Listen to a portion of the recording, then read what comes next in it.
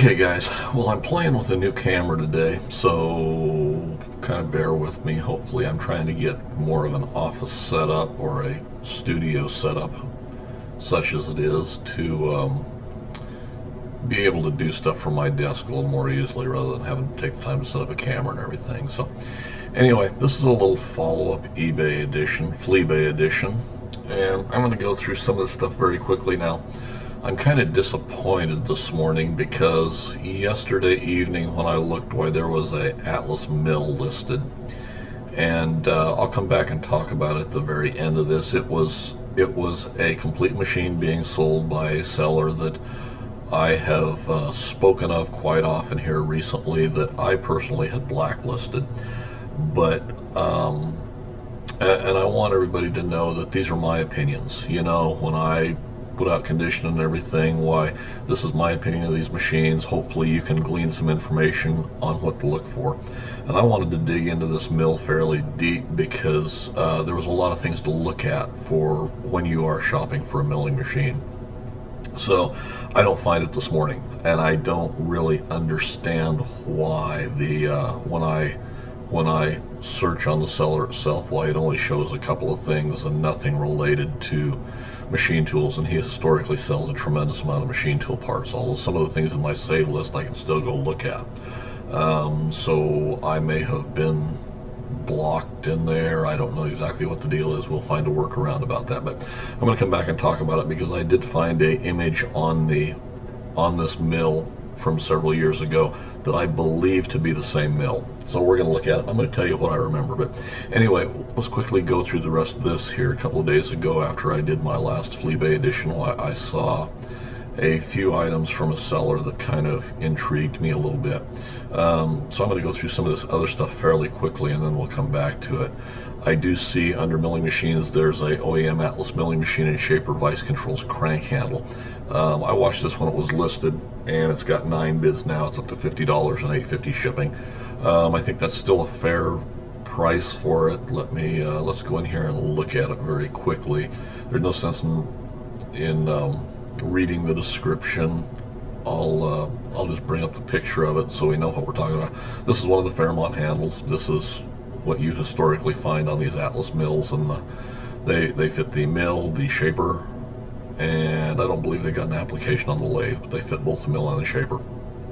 So Fairmont handle, nothing spectacular about it.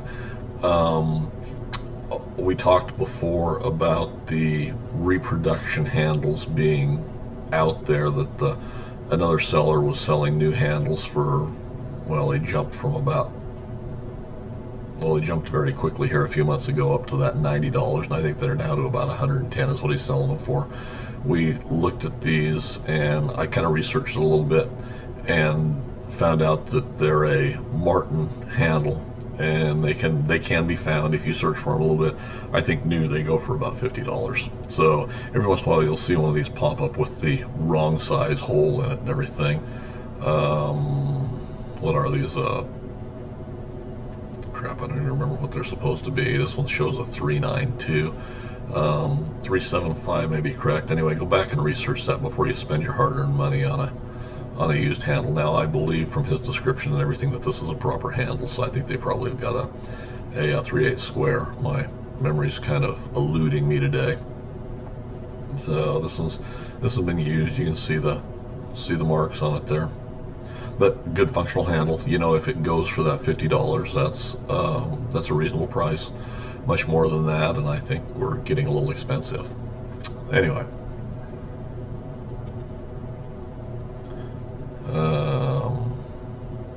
Let's see, lathe handle L261 3/8 bore Craftsman milling machine, shaper $75 for best offer. Yeah, we've talked about handles before. I don't believe they're worth $75 for a used handle.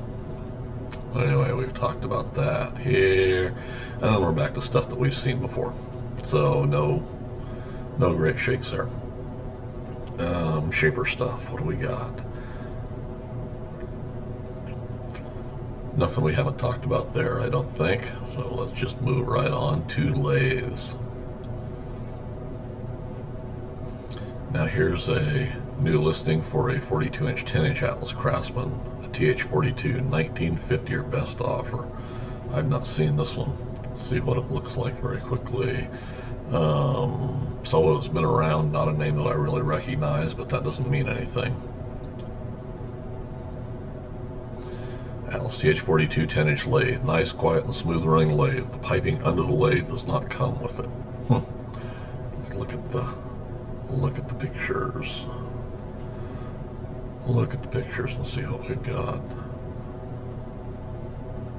Well, we don't get anything except that picture right there.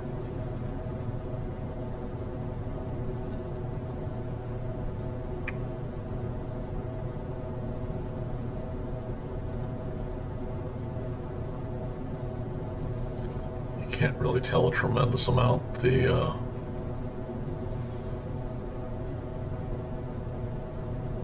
Doesn't have much in the way of a tool post. Looks like it's got a 4-jaw on it.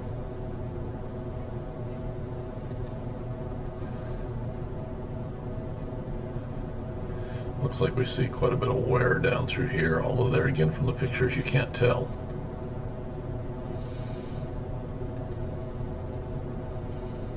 $38,105 is the serial number on it. Yeah, might be a decent machine, you can't really tell. Well, nothing to be gleaned there. Is it worth $19.50? Not in my opinion. Okay, now here's a seller.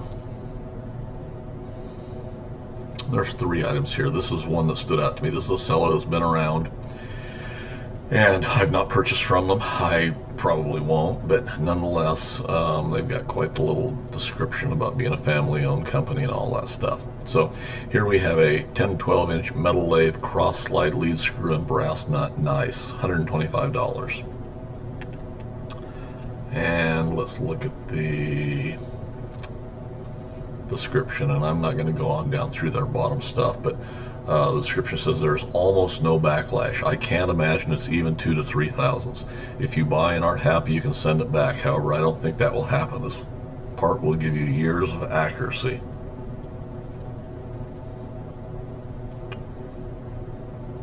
And it kind of talks about their justification for selling parts. So this is $125 and $9 shipping.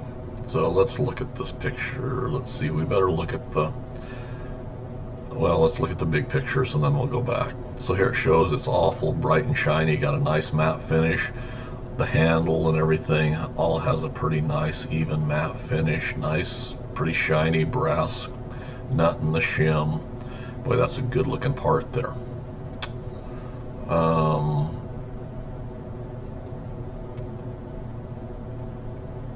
Okay, well, the handles were originally chrome plated. So I guess what I'm getting at is this part has been sandblasted, bead blasted. It's been abrasive blasted one way or the other, because normally you'd see a little bit of dirt and things like that on there. So I had a viewer comment the other day about why sellers didn't take just a rag with some WD-40 and clean off some of the grease and stuff, and it wasn't on this part, it was on a different part that I'd looked at. The reason is if they did that, it would display some flaws. So these sellers, you'll find historically, will try and present them in the manner that's going to most benefit them. So when we look at this part, this was a machine part, so why do we have pitting here? All through that, you know, so this machine has been rusty. You can see they've even bead blasted or sandblasted part of this set screw that you don't see. So it wasn't even disassembled, I don't believe, to sandblast it. This handle was a Zamac casting, and it was plated, chrome plated. So that's been sandblasted at least to a certain degree. Here's a better picture of it. You can see the pitting through here. You don't see a whole lot on this graduated dial, but there again, there's a little bit there. You know, I can't beat that up too bad, but when you look at these, this was rusty. You know, we had some rust, at least to a certain degree. There you can see it down through there. You can see where it didn't all get cleaned off here along the edges. So you see some that looks pretty good. You see some that looks pretty crappy down through here where it's been etched. It was etched with rust a little bit. Yeah, and you can't tell anything about these lead screws. They all look about the same unless they're really walled out. But you can see this has all been sandblasted off. You can see a little bit of crap still there on the nut. Look at the way the edge of this nut has rolled up. When this was originally came from the factory, it would have at least been somewhat flat along the edge when it left Alice. So this is no great shakes. This is a part that they've disguised as well as they possibly could to make it look good. And we could go back and look at these closer, but there's no sense in wasting all our time on that. Next one down, and this one's probably even more telling. 10-12-inch metal lathe compound lead screw brass, but zero backlash. Zero backlash in it. What are we getting? What are we trying to get? $2.25 and $9 shipping. So there is zero backlash. This part is tight. The compound has little dings, but no marks from the chuck. It is a one-owner lathe owned by a tool and die maker. You won't find another one this nice. If you buy and aren't happy, you can send it back. However, I don't think that will happen. This part will give you years of accuracy. Yeah, it was a one-owner lathe owned by a tool and die maker, so this was only driven by a little old lady to church on Sundays. Okay? So let's look at the pictures. And this, at least part of it has, and this probably came from the same machine. If we look at the big pictures here, you can see the edges of the screw slots are burred where it's been on and off. It has paint on the top of the compound. So the rest of this, or most of the rest of this, has been sandblasted. Same way with the nut and the screw. I would almost say that you can see a little bit thinner. The screw is a little bit thinner there in that area than it is out on the end. Hard to tell, you know, looking at pictures it's hard to tell. Look at a little bit of crap on there. So this has all been sandblasted. Now, sandblasted or be-blasted. Now, if you took a part that was a well-fitting part, even if you disassembled that, you sandblasted or be-blasted it, you've opened tolerances up even more. So you've destroyed whatever, or you destroyed more of the accuracy in there. This plate was all chrome plated. That's all that plating's gone. You got scarring marks down here on the handle.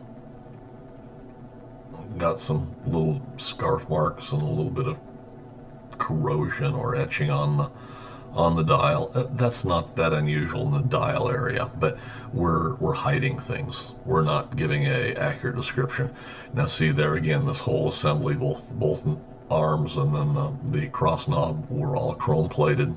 So that's been sandblasted enough to where places like this where the chrome was probably chipped has been sandblasted off to at least hide that, or be blasted off. This is not a, you know, these are not as they are presented. This has been probably sanded down and the edges have been polished. Those edges have been broken a little bit. Plus it's been sandblasted, you know, to clean out that slot. Yet they didn't do the rest of it to give the impression that it's original. Now, the other thing about this is it's advertised as a 10 or a 12-inch lathe. This is a 10-inch. The 12-inch would have been taller. So this was for a 10-inch, I'm sure. And we'll go back and look at these pictures a little bit closer, because when we look at the wear marks on the bottom of this, and I'll point it out here, but we'll go back and look at it and see the bottom side's all been sandblasted, bead blasted, whatever the case may be. When you look in this area on this side of the compound, you can still see some of the original machine marks, whether these were surface ground, whether they were just machined off with a face mill, some sort of a face mill apparatus, I'm assuming, because it gives curved marks through there from the machining operation.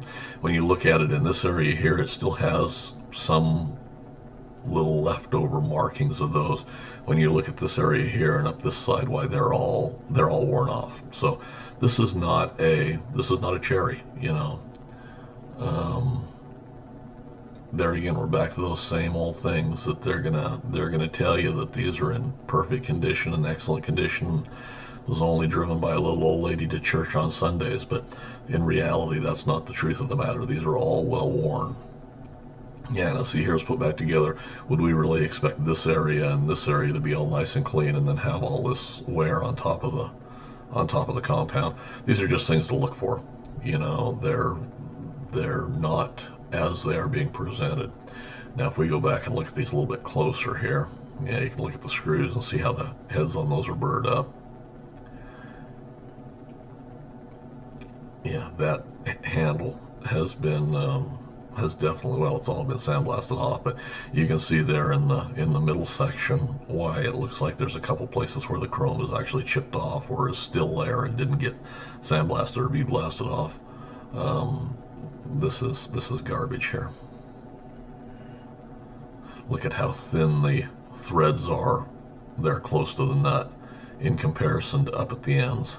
This is well worn. If there's zero backlash, it's because there's glass beads or sand stuck down in between.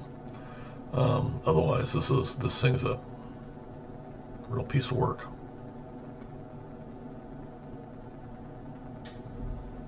There again, look at the scarring on that handle. Look at the pitting on the dial.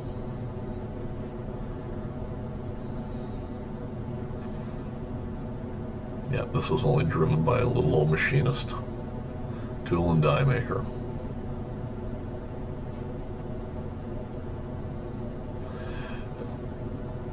And you know, I have nothing against any of these sellers, and I have no personal knowledge of them. Some of them I bought from, some of them I haven't.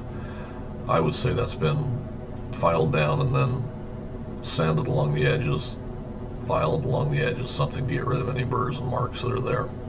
This has been well used and abused.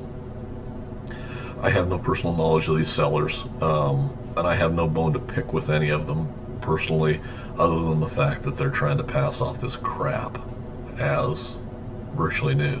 See there, that's been crashed against a chuck, and they filed off part of the edge. You can see right there, and that right there along that edge. Okay, here now look on that upper section. You can still see some of the curved machine marks on there. You know, they're definitely worn down, but they're there. When you look at the other side, you see a little bit there, about, you know, partially down. But when you look on down at this end, and then on this side, there's none. Those are all well worn off of there. Yet all the paint's gone and nice and clean underneath there. That's not even close to the way it would have actually looked when it came off. See there, you've got a good look at those marks. And there you don't see a little bit there on the right hand side, but that's probably for the most part outside of where it rides on the cross slide.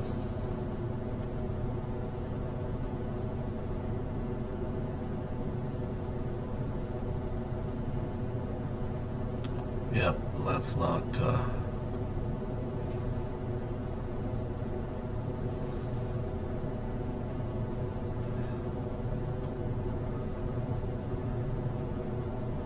So I guess the bottom line is that's why they don't wipe these down with a rag, or they do clean up some things and not others, is they're trying to present them in the best light that they possibly can, so that you're sucked into giving their money. Now see, all the rest of the parts, all of the lead screw knobs and all of that are nice and clean and shiny, yet you look at that detail there where it's recessed along the edge and it's still full of crap, where they didn't bother to clean that up. Yeah, not something you want in your shop.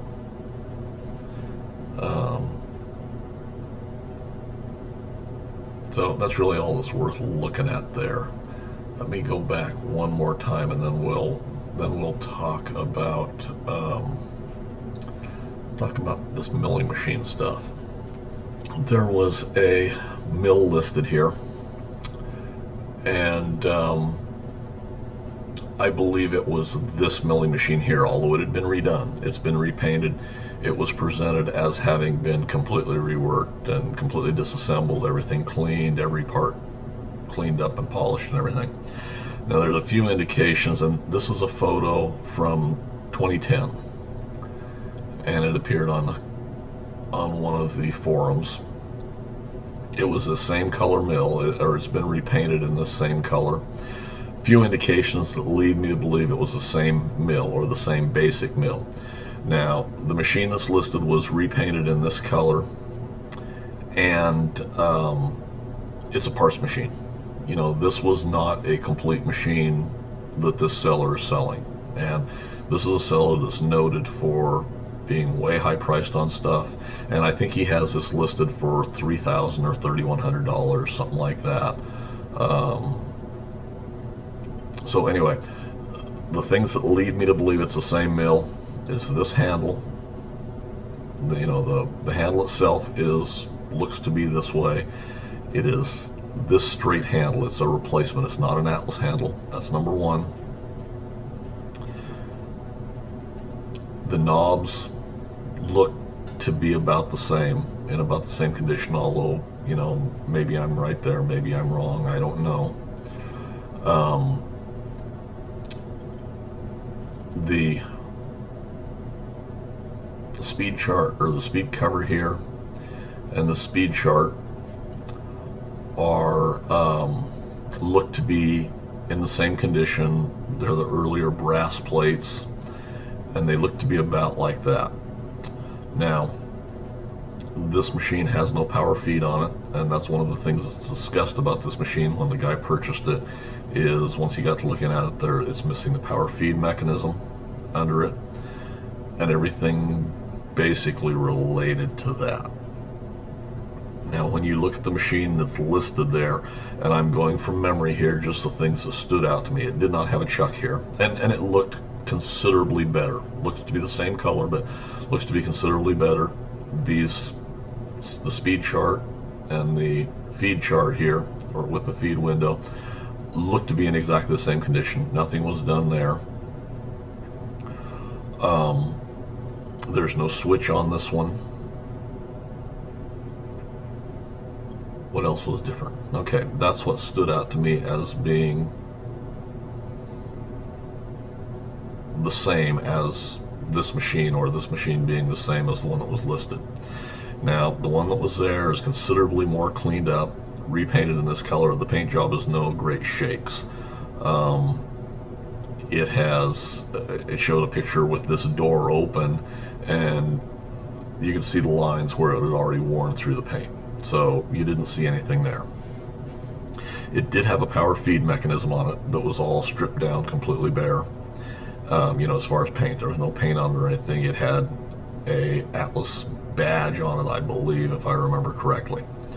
The switch plate that was on there was a aftermarket plate. You know, it wasn't even a good reproduction plate, but it did have a switch on it, and there was a serial number tag on it, which, you know, I kind of assumed may have gone with this machine, but I would say no, because it looked completely different than these. So I believe a serial number plate was put on there from a machine that had been parted out, would be my guess. The control surfaces were both the same, and the reason I believed it was a parts machine was, and if this is indeed that same machine, which I believe it is, would prove that out. This one had the power feed assembly. There was no paint on the shafts or anything.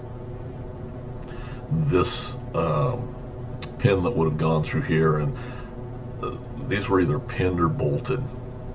Why, it looked like they had two either zinc plated or stainless screws going in from each side to hold the door in place. It had no overarm support. It was not there. It does have this hole here and this threaded hole here, which is for the top cover. There's no top cover with it. It did have the arbor support locks in it. Now, what the condition of them were, you couldn't really tell. You couldn't tell from the pictures, and one of the things that did disturb me is there was not a good or not a good picture of the serial number plate here. So usually if you're taking a bunch of pictures of them, you're going to take a picture of that plate just to show that that's where it goes. So I don't believe that was original.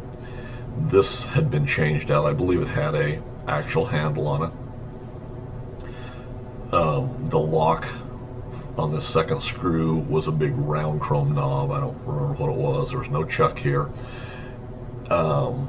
It was advertised as having a vise and arbors. The vise was not this vise. Now this is actually a shaper vise with the 4 hold down bolts here, but it was not this vise at all. It was somebody's homemade piece of crap that was described as the only thing wrong with the vise was it had been brazed several years ago. It had some sort of a swivel base on it, which was not a, I don't believe it was a original base anyway, but the top was completely different. It was all exposed on the threads. It was a real piece of work. It did have the later style back gear knob on it, which had the little detent pin going in from the center. The early ones did not have a detent, did not have an external detent pin. It was built into the handle itself. The later one is probably superior, but it did have one of those on it, looked like. The cutters that were with it, or the accessories that were with it, it claimed to have an arbor. It was somebody's homemade piece of crap arbor that would have held a slitting saw or possibly a horizontal cutter, but there was no outboard support, as I remember.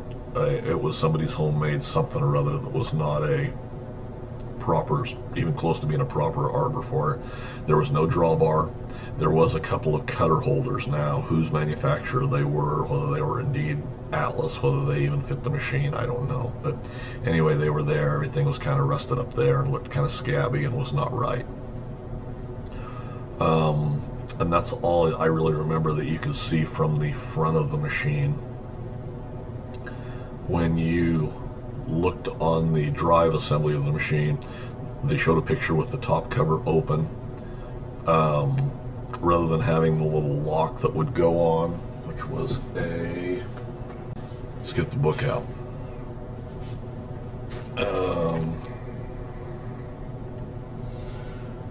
And the catalog that I normally go to is the 1962 parts list.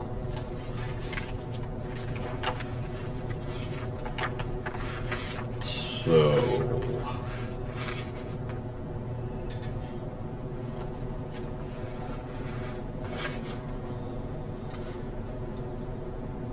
the latch spring would have been a M6 157, and it's fit right underneath